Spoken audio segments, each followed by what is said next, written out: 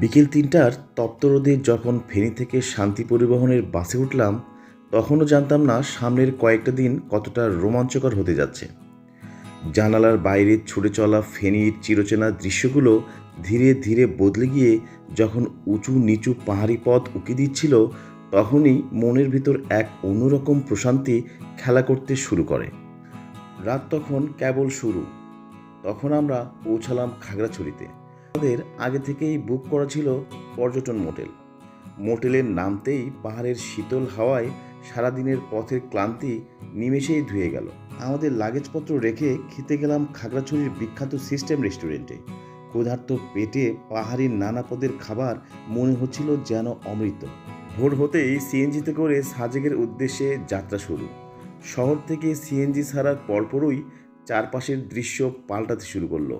পাহাড়ি আঁকাবাঁকা রাস্তা আর দুই পাশে ঘন সবুজ জঙ্গল।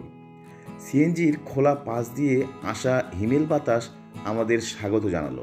খাগড়াছড়ি শহর থেকে সাজেকের দূরত্ব প্রায় ৭০ কিলোমিটার। সাধারণত পর্যটকরা চাঁদের গাড়ি বা জিপে করে সাজেক যান। সাজেক যাওয়ার পথেই পড়ল দীঘিনালা। আমরা কিছুক্ষণ যাত্রা বিরতি দিয়ে নাস্তা সেরে নিলাম এবং স্থানীয় পাহাড়ি বাজারটি ঘুরে দেখলাম।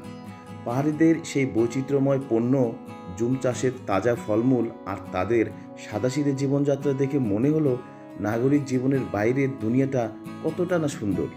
দীঘিনালা পার হয়ে যখন আমাদের সিএনজিটি সাজেকের আঁকাবাঁকা পথ বেয়ে উঠতে শুরু করলো, তখন চারপাশের দৃশ্যপট পাল্টে গেল পুরোপুরি।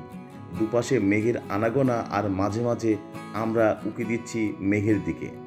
আমাদের গন্তব্য ছিল সাজেকের পাহাড়ের চূড়ায় অবস্থিত মেঘাদ্রি রিসোর্ট। মেঘাদ্রি রিসোর্টের কাঠের কটেজটিতে ঢুকে যখন জানালার পর্দা সরালাম, মনে হলো আমরা কোনো এক রূপকথার রাজ্যে প্রবেশ করেছি।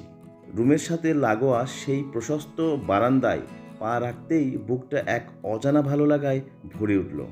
সামনে কোনো সীমানা নেই, শুধু পাহাড় আর আকাশের এক আদি দিগন্ত মিলন মেলা। ঠিক তখনই হঠাৎ দেখলাম নিচের উপত্যকা থেকে সাদা তুলার মতো মেঘের ভেলা ধীরে ধীরে উপরে উঠে আসছে। সাজেক ভ্রমণে মেঘাদ্রির ওয়েলকাম ড্রিঙ্কটি যেন এক পশলা প্রশান্তি। সাধারণত সাজেকের পাহাড়ি পথ পাড়ি দিয়ে ক্লান্ত শরীরে রিসোর্টে পৌঁছানোর পর তাদের পরিবেশন করা সেই বিশেষ পানীয়টি পর্যটকের মন জয় করে নেয়। কটেজের বারান্দায় বসে সেই ড্রিঙ্কস হাতে নিয়ে পাহাড়ের দিকে তাকিয়ে থাকা ছিল আমাদের সেই সফরের অন্যতম সেরা স্মৃতি।